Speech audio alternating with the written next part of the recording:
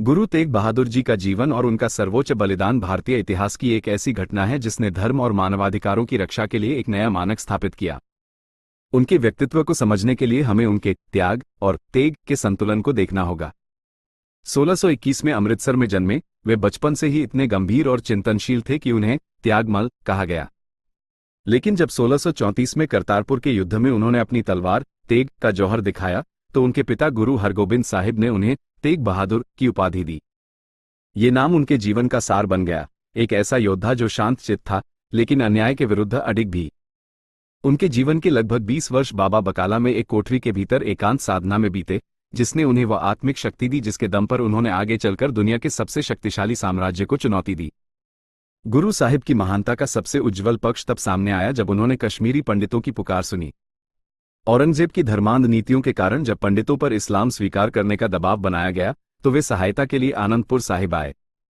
यहां गुरु साहिब ने वह किया जो इतिहास में विरले ही मिलता है।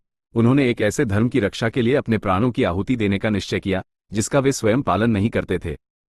उन्होंने औरंगजेब को संदेश भिजवाया कि यदि वह गुरु को इस्लाम में परिवर्तित कर सका तो सभी पंडित स्वेच्छा से धर्म बदल लेंगे। यह एक नैतिक युद्ध था जिसमें गुरु जी ने अस्त्रों के बजाय अपनी दृढ़ता को हथियार बनाया। दिल्ली की जेल में उन्हें और उनके प्रिय शिष्यों को दी गई यातनाएं रोंगटे खड़े कर देने वाली थी। भाई मती दास जी को आरे से चीर दिया गया, भाई दयाला जी को उबलते पानी में डाला गया और भाई सती दास जी को रुई में लपेटकर जीवित जला दिया गया। गुरु साहिब ने ये सब अपनी आंखों से देखा, लेकिन उनका संयम नहीं टूटा। 24 नवंबर 1675 को दिल्ली के चांदनी चौक में उनकी शहादत हुई। उनके शीश कटने के बाद दिल्ली में एक भारी धूल भरी आंधी चली, जिसका लाभ उठाकर भाई जैता जी गुरु साहिब का पावन शीश लेकर आनंदपुर साहिब पहुंचे। वहीं लखी शाह वंजारा ने गुरु साहिब के पवित्र धड़ का अंतिम संस्कार करने के लिए अपने ही घर को चिता बना दिया और उसमें आग लगा दी ताकि मुगल सेना को इसकी भनक न लगे। ये बलिदान न केवल धार्मिक स्वतंत्रता की जीत थी, बल्कि इसने भारतीय जनमानस में वह साहस भर दिया जिसने आगे चलकर मुगलों के दमनकारी शासन का अंत किया।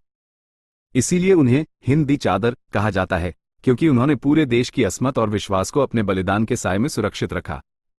उनकी वाणी आज भी गुरु ग्रंथ साहिब में दर्ज है, जो सिखाती है कि सच्चा मनुष्य वही है जो न किसी को डराता है और न ही किसी के डर के आगे झुकता है।